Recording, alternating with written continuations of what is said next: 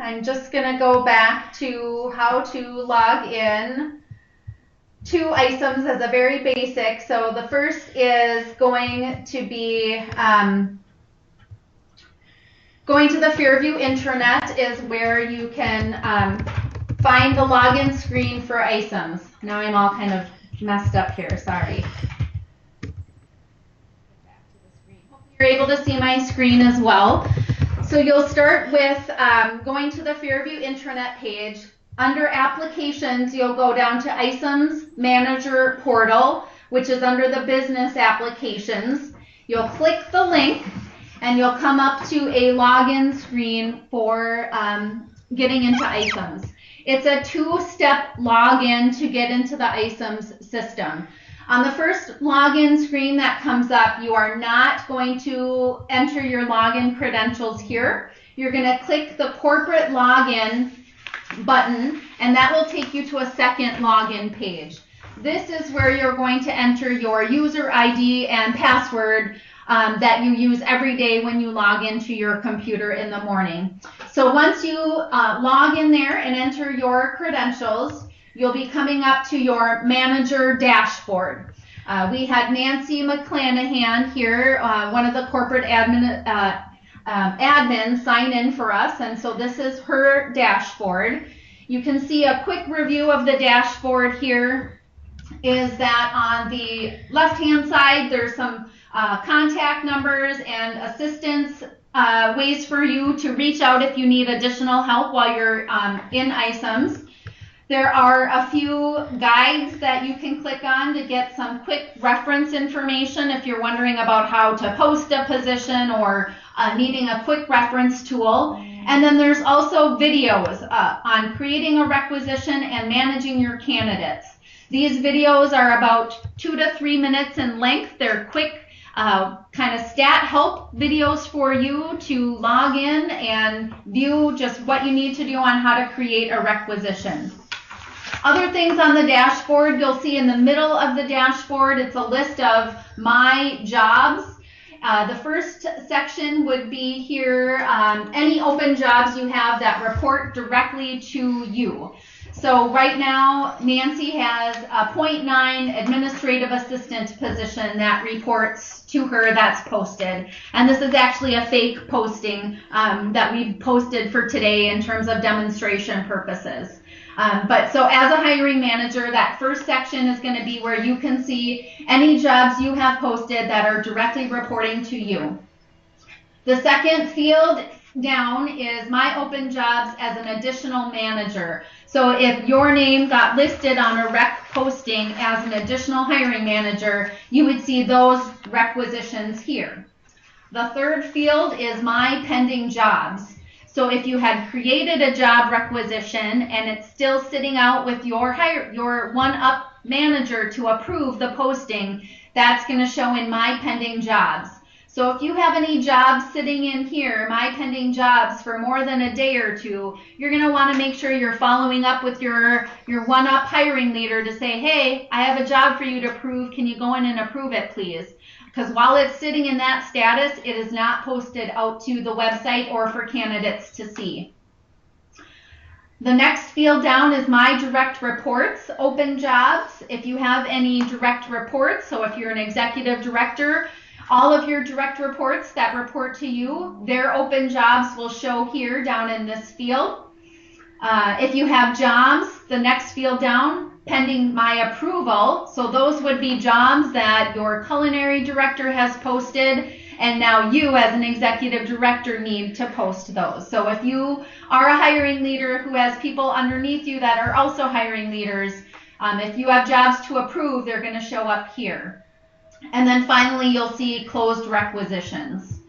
The other part you're going to want to focus on is towards the right, my candidates. So this is kind of a quick tabulated field for you to get a quick view of how many candidates you have in different statuses. Right now, there are 2 candidates sitting in new candidates to review. We don't have any interviews scheduled or requested. and no one else is in any other statuses. So as we go through our training, we're going to move these two candidates around, and we'll come back to the dashboard and see how this has changed as we move through the process.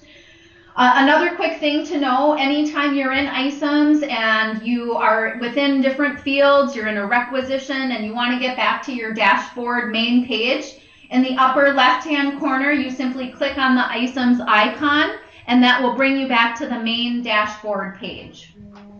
So the first thing we're going to do is go through creating a requisition. So as a hiring manager, the only option you have to do is create requisition.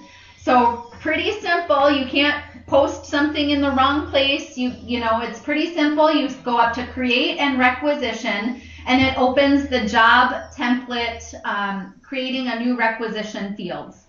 Under the job template field, you're going to type your name as a, I can't type and spell at the same time. You're going to type your name as a hiring leader. So since we're posting on behalf of Nancy, I've typed Nancy's last name, and it pulls up 4 different job templates that report to Nancy. So Nancy can post for an admin assistant, 1 or 3 with different position numbers, and then a receptionist position. So we are going to make a posting today for a receptionist. I'm going to click on the receptionist template, and you will see a lot of fields have been now auto-populated over onto the right-hand side of the screen. This is getting you started on posting a rec.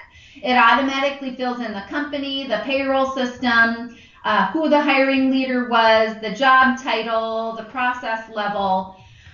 There are 2 drop-down fields here, department and physical location, that have pre-populated information. They do have drop-down fields, but do not change anything that pre-populates in those 2 fields. This information that pre-populated is pulling right from Lawson, which is our payroll HRIS system. We are using these 2 systems working together to communicate with each other, and this is how we're going to be eliminating new hire paperwork. So you need to not change anything in these fields. If you did change it and you end up going through and hiring somebody in this requisition that we're creating, it could ultimately affect your financials or how things flow over to Lawson once this person gets hired. So don't change those. Where you're going to initially start entering information is under requisition detail. All of the fields that have a little red asterisk are required fields. So for the requisition type, you can click the drop down and see there's a few different options to choose from, like what is the reason you're creating this requisition. Most of the time it's going to be because you're replacing someone who's leaving, or it's because you're adding to your additional staffing levels, you have some growth going on in your building, but most of the time those are going to be the 2 choices that you choose. So we're going to choose it's a replacement. It does require a justification or a reasoning here, so you can either put resignation, you can put the person's name of who resigning, but something is required to be filled in there. You can fill in the number of openings. If you're going to select that this requisition has more than 1 opening, every opening for this requisition needs to match exactly. So the hours of the position need to match, the FTE needs to match exactly, the shift time needs to match exactly. If any of those things don't match, you need to create a separate requisition for those separate postings. Right now we're just going to post 1 opening. We're not saying the person goes to any additional locations. Under the FTE, you must enter it in number decimal number format. So we give a little example here. So if it's a casual FTE that you're posting a new requisition for, you have to enter that as 0.01. That is casual status requisition. If it's like 64 hours per pay period, that would be a 0.8. So you would need to do a 0.8 FTE is how you need to enter it. So it's always 0 point something. Do I need to check the? Can you just come back up and show them how to change if they have more than one opening?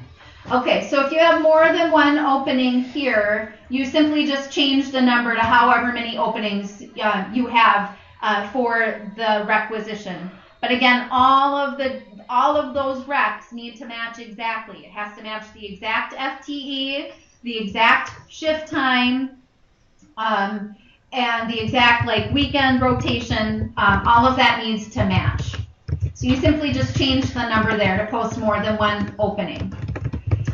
We went through posting the FTE. I'm going to say this person is going to be a 0.8 and work 4 days a pay period. Under the pay plan, right now it is pre-populating with JCF 2047.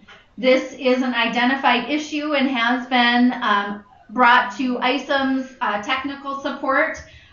They're still looking into it, but for now you do need to click the drop down and select the correct FTE, or excuse me, the correct overtime pay plan that applies to the position that you're posting. The OSEO exempt would be anybody, any exempt position that you're posting. OSN 4 would be any position that receives overtime for anything over 40 hours in a 7-day work week. And then the OSN 8 or 8 and 80 overtime standard is only for skilled nursing facilities. So assisted living communities should never be choosing OSN 8. So right now we know our position as a receptionist is the over 40 standard, so we're going to choose that pay plan. The shift, you can select the drop down and see there's a variety of options to choose. Is it day, evening, nights, or different rotations? We're going to select it's all day shift.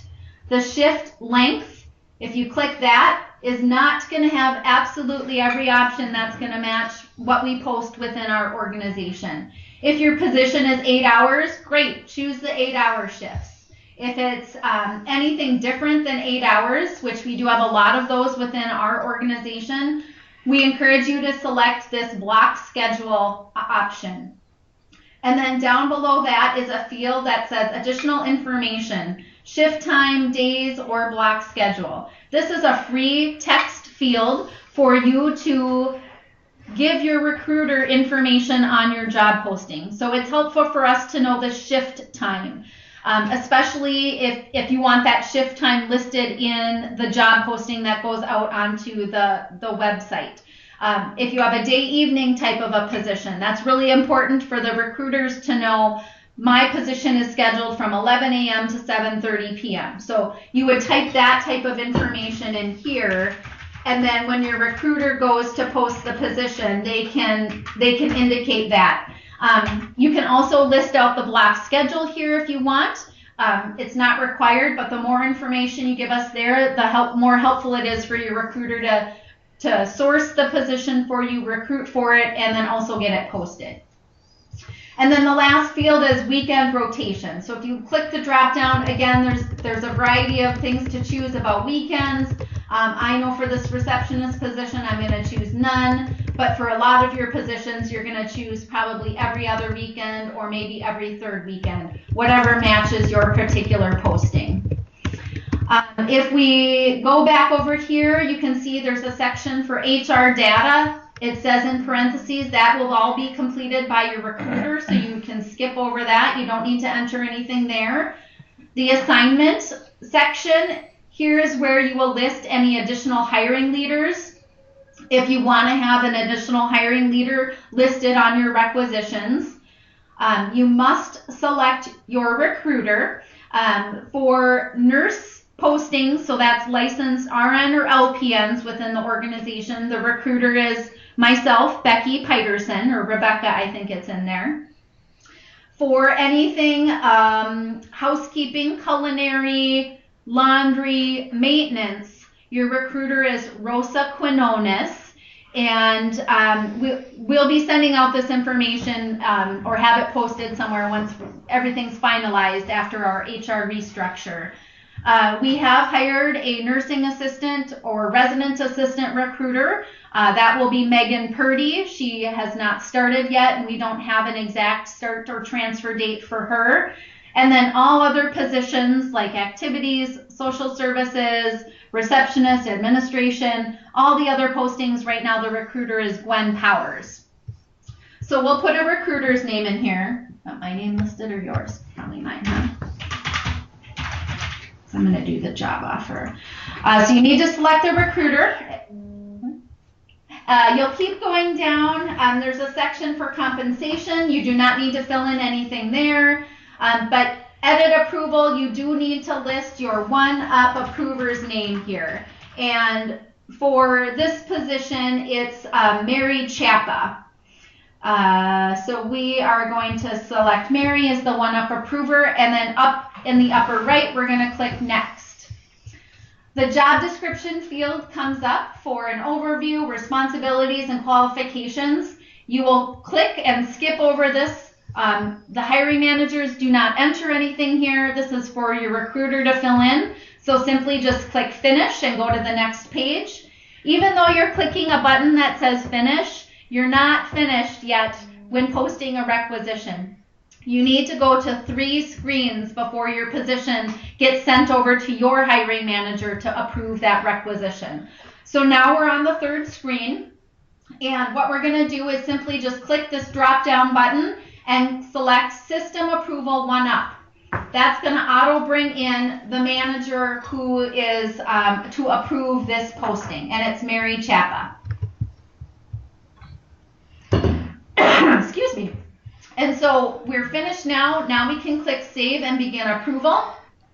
It comes up that beginning the approval process will send the approval message immediately. Yes, that's fine. We click OK. And then this position now has been sent to Mary Chappa to approve the job posting. Once Mary Chappa approves that job posting, it comes back to your recruiter. Your recruiter will fill in all of those job responsibilities, make sure the posting looks and reads nicely for the website, and then your recruiter will post it out to the job posting websites. So now we're going to actually go into viewing some of our candidates. So what I'm going to do is to get back to the home dashboard, simply click on the Icims icon and it takes us right back to our dashboard. What I'd like to note is that all candidates, including people that walk into your locations and who are internal transfers interested in other positions, need to apply through Icims. Because we're very soon going to be eliminating all new hire paperwork, this is how your employee, by applying to a rec, will get entered and transferred over to Lawson and set up in their new position or newly hired. It all flows from Icims over to Lawson. So all candidates must apply to a requisition through Icims in order to be hired. Your recruiter is, just like under our old applicant tracking systems, your recruiter is pre-screening all of the candidates that apply to positions.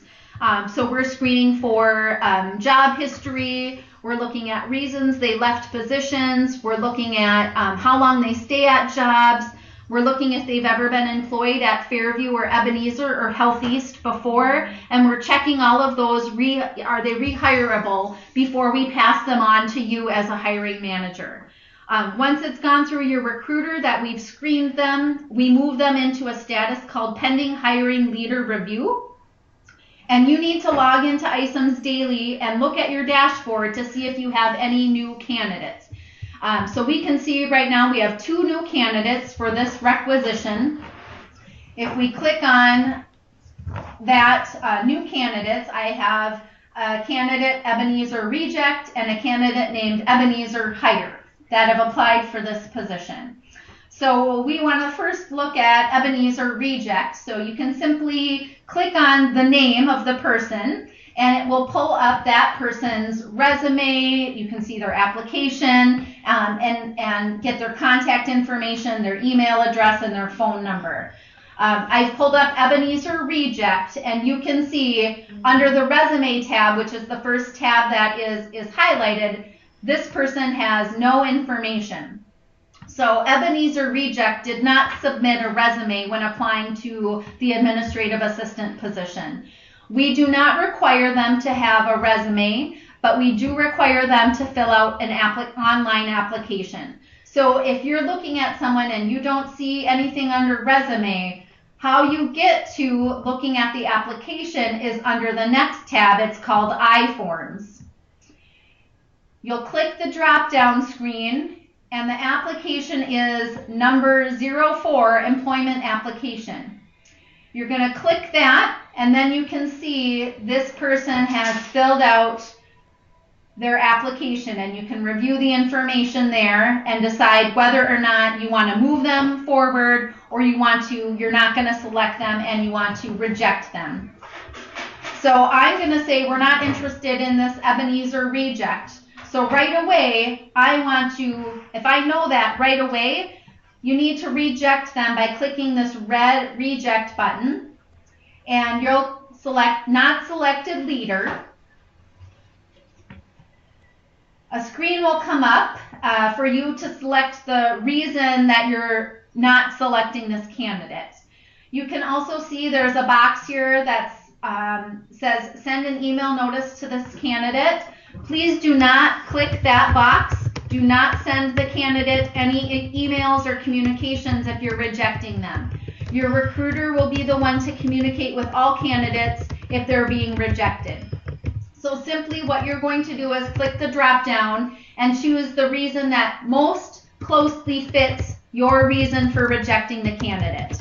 We do know that right now there may not be an exact disposition code that might match to the reason you're rejecting them. So right now we're really wanting a code that says candidate just simply did not respond to any phone calls or emails for our attempts to reach out to them. So there really isn't a good fit for that type of a situation right now. We're trying to get that added, but that needs to go through a process with the system. So right now that's not an option for us. So right at this time, we're going to say this person just simply is not the most qualified. You click that and you click save. And now this person is moved out of your pending hiring manager review and is going to be moved down to not selected by the leader. This number will change. Sometimes it takes a couple minutes to update. So I'm going to click in here now and view our other candidate, Ebenezer Hire, and review this person's background and see if we want to move them forward in the process. So you can see this candidate does have a resume that they submitted for this administrative assistant position.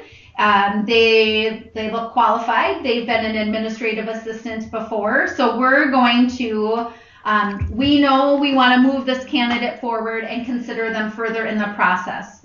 Right now they're sitting in pending hiring manager review.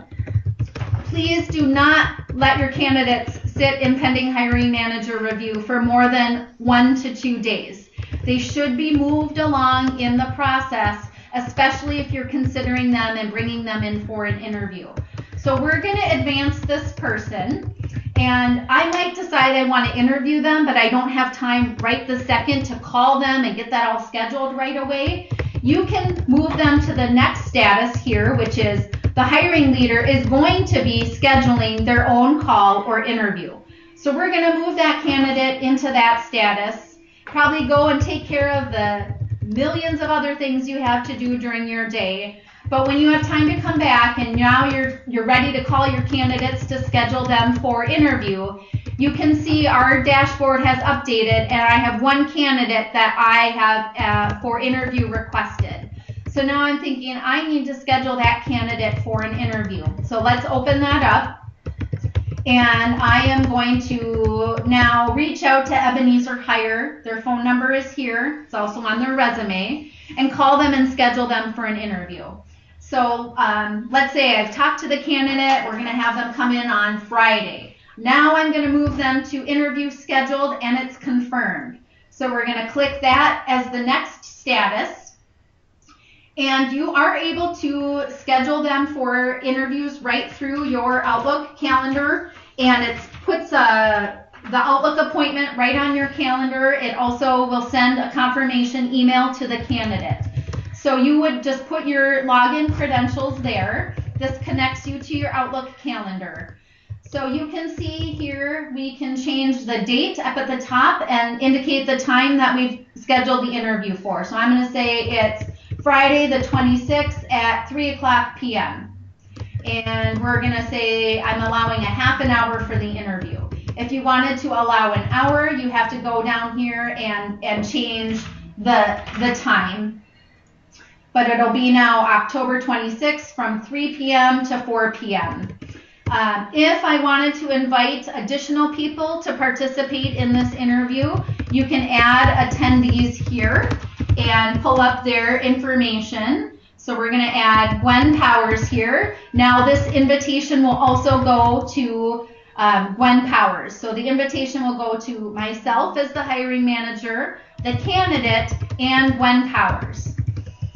It does pull up some information, what the subject is. You can put in or type in your own location. You can indicate for them. Down here you can put, right now it's basically just telling them an interview's been scheduled, this time to this time, do they accept? It says at the bottom too, it's going to send any attachments like the resume or application to everyone except the candidate. So if you've added additional managers to your interview process, it'll send them the resume as well. So we're going to hit send, and that will show up now on my calendar. So now it comes to Friday. We've interviewed our candidate, and we're deciding at that point that we like them, but we're still waiting on a couple more interviews to happen. You can move them down to the interview is completed, but you're waiting on a decision pending a couple more interviews before you make a final decision. You can type in an explanation if you want to. You don't have to, and then hit save. So as we're going through our dashboard, now this should go down to moving to different statuses here. Whoops, now it doesn't like me because I moved it there. Now there is no one in here. It's under interviews completed. We're deciding Ebenezer hires the person we want to make a job offer to. So what you do at this point then is go in and move them to offer requested. This will send an immediate email now to your recruiter, and that recruiter will determine the wage to offer your candidate and also send out the offer letter to your candidate. I didn't pull it up, but how we determine the start date is based off of our NEO grid. We do have some information posted in SharePoint, so I'm going to go down here to SharePoint. Show you where those documents are listed. So under the Human Resources Policies and Procedures section, if you are hiring, you're going to want to click on HR Onboarding. We have in here a pre-hire section and a hiring process section. So under the pre-hire section, let's see here. Under the pre-hire, we have an NEO offer schedule. This is how your recruiter is determining the start date in your candidate's offer letter. If this does not match up to what you're planning for your candidate to attend NEO, you need to reach out to your recruiter through email or a phone call or a link message that says, I've put this person in offer requested, but they're not going to start for 4 weeks. So then we as recruiters know that we would adjust that hire date to the corresponding NEO date that you're requesting. Otherwise, most of the job offers are falling into this type of a grid. We have it separated for south orientation and north. And the date that we receive the job offer, so today is Wednesday. So if we receive a job offer today, which we are for this person, and this person's going to go to the NEO in the south, they're not going to be able to attend orientation until 13 days later. So essentially, if you're looking at your calendar here, you can see up here that right here, 13 days later would be November 6th is the date that we are going to put in the offer letter for that candidate. Okay, so we've moved them to offer requested. We've gone through how the recruiter will get the email to make the job offer. We've gone through how to see the resume and how to deselect somebody. Does that kind of cover what we wanted to for moving them through the statuses? Mm-hmm. And now Gwen's going to take over and go through a little bit more information on how to have your candidate complete their application. Is that correct? Yes. Okay. I'm going to go and make the job offer here. So I need to find where we need our, so bear with us here. We're going to switch controls here. I've got to find the right screen. Here it is, right? Give control to Gwen. Okay.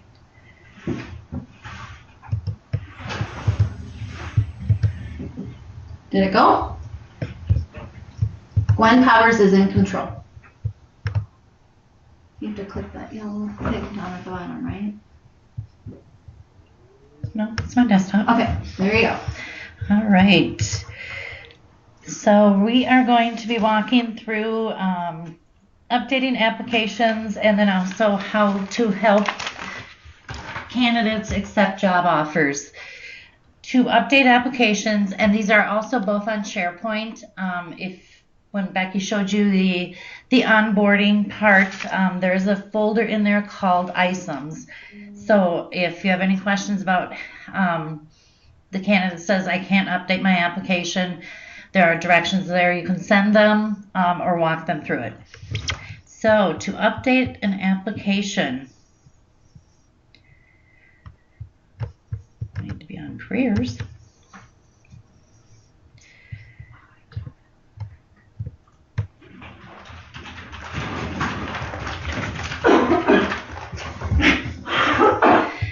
We're going to go back to this log back in screen. Ebenezer Hanger.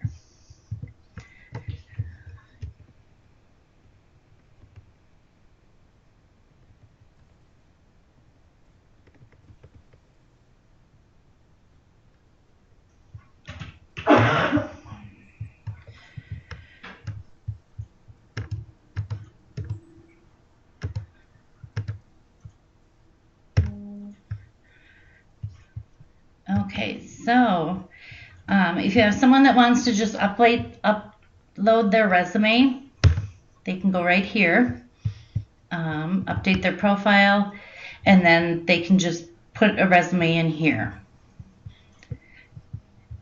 If we want to update the application, that would be back on this page. I did want to show you something.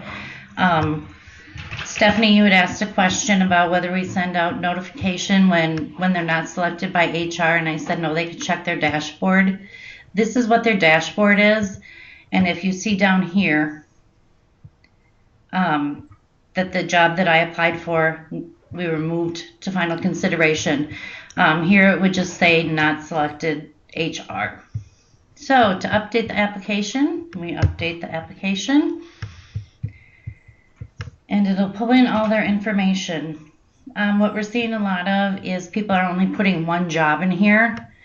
So what they need to do to add more is show more professional experience.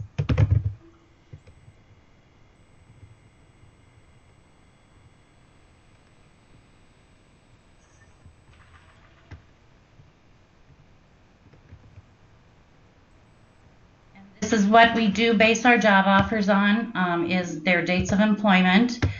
And so we either need this complete or we need a resume to go off of. Audited. Move. I don't know if they can hear me.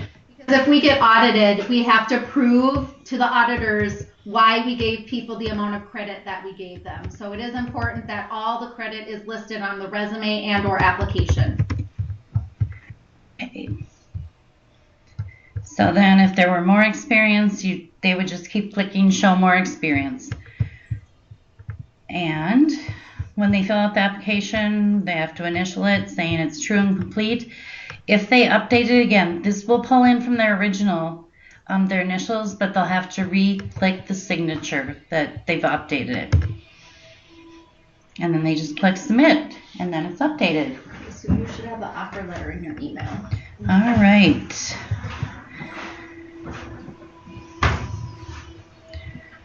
So now we're going to be looking. This is the email that comes through once your recruiter sends out the electronic offer letter. I don't have an offer, I have an interview. Right there now. There we go. There it is. And if you'll notice on here, it has a part for an offer letter and also a background check form.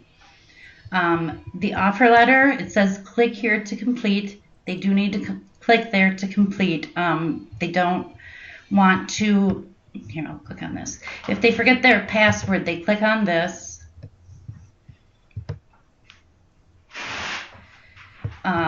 Put in a new password, but they don't want to log in on this screen. They need to go back to the offer of employment and click on the click to complete link.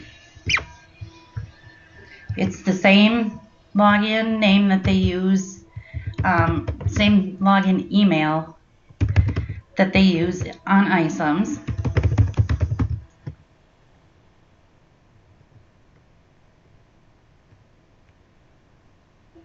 And then this is the offer letter.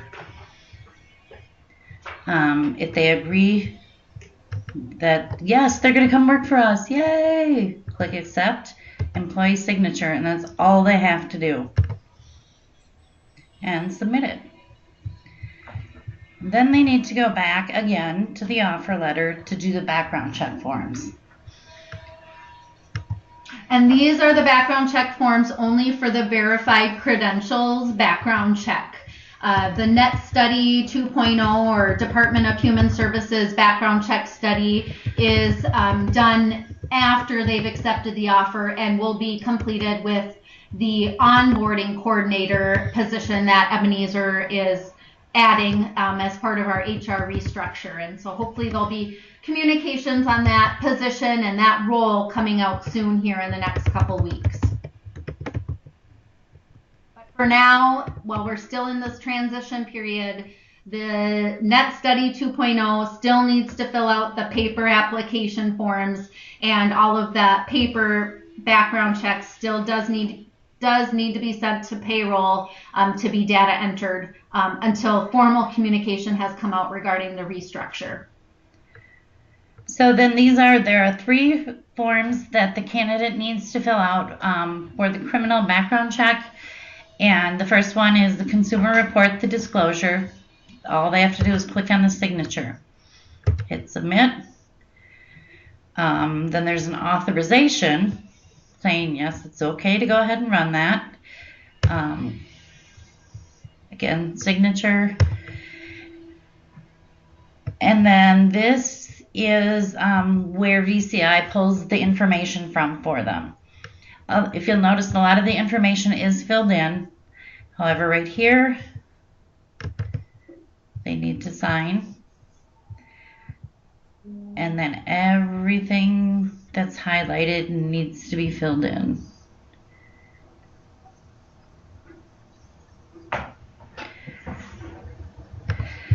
Notice down here, date of birth.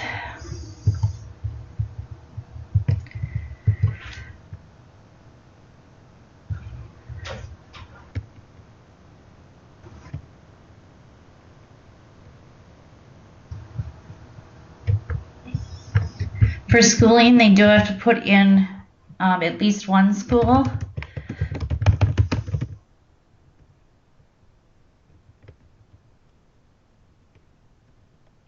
We need to go through the whole form, do we? Do you want us to show them something at the end? Yeah, just so. Okay. I mean, this is the ones that you really have to Yes, have. that's true. What I can show you is what happens, like if they don't have all the information. They will get an error message, and it'll show everything that they need to complete before they can submit it. Perfect. Okay. So other things with job offers that we want to cover. If you have a candidate that's applied to a requisition, they come in and interview with you. They've applied for PMs, but they come in and interview, and you have a day shift open now, and they're more interested in that day shift. That's fine. That's great. But what we need to do is move them into that new requisition number for the day shift posting. So what you'll do is reject them from the PM posting, and then email or call your recruiter and say, please move candidate Becky Peiterson into rec number 12345. And then we will move them in there, and then you'll move them forward to make a job offer from that requisition number.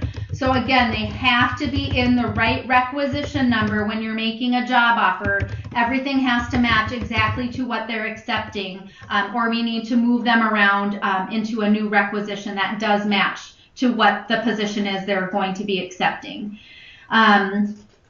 We went through that. I do want to touch base on the NEO registration dates. So we are enforcing the candidates need to be registered for NEO by 10 o'clock on Wednesdays. So even though your recruiter is making that job offer and sending it electronically, right now it is still the site's responsibility for registering your new hires to attend NEO. And so you need to register them and send all of the required forms that NEO needs by 10 o'clock on Wednesdays. They are also then additionally needing to have completed and passed the VCI background check by 10 o'clock on Friday. And they need to have started and have the Net Study 2.0 background check in process, and their fingerprints are completed at a fingerprint location by 10 o'clock on Friday. And they need to have signed the job offer letter in Icims. So if those three things are not completed, again, it's the job offer letter has to be signed in Icims, the VCI background check is done, passed, and completed and cleared, and the Net Study 2.0 background check is initiated and fingerprints have been generated. If those three forms are not completed by 10 o'clock on Friday, they will be pulled from that next week's NEO class and put into that following week. We have already this week pulled out or had to pull out 3 people because of background checks.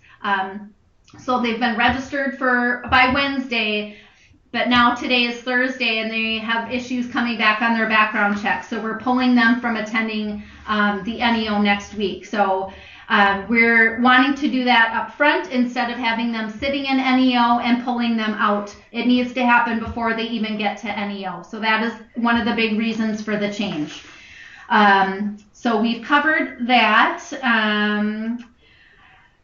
Just a little bit about closing a requisition. So once your candidate accepts a job offer in Icims, your recruiter does some additional things behind the scenes with the requisition. We send them out a few additional forms for onboarding, just signing a media release form and signing like a disability disclaimer that Fairview is requiring.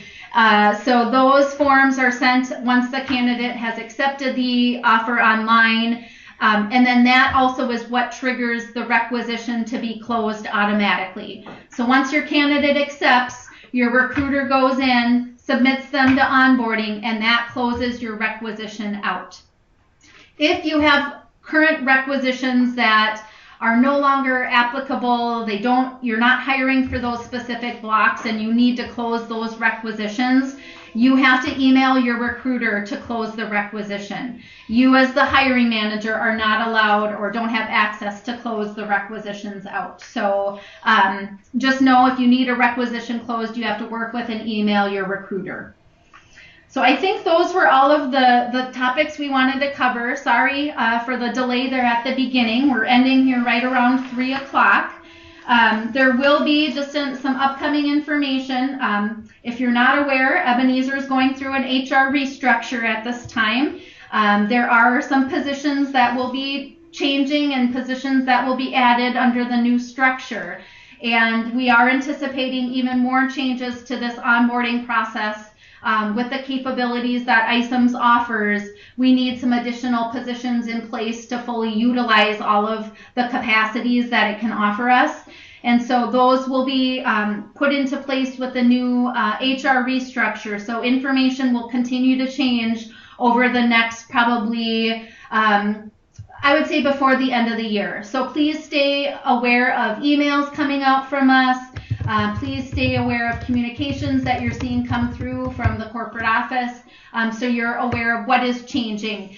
We may have to offer some additional training on new hire processes and how the paperwork is changing, but I want everyone to be aware that there will be further changes coming with the onboarding process. So that kind of concludes our time. If you want to, you can certainly continue to message us through the link feature here and type any questions you have or reach out to us directly and ask your questions that way. If you want to try to unmute your phone, you can and try to ask through the phone line as well. That's fine.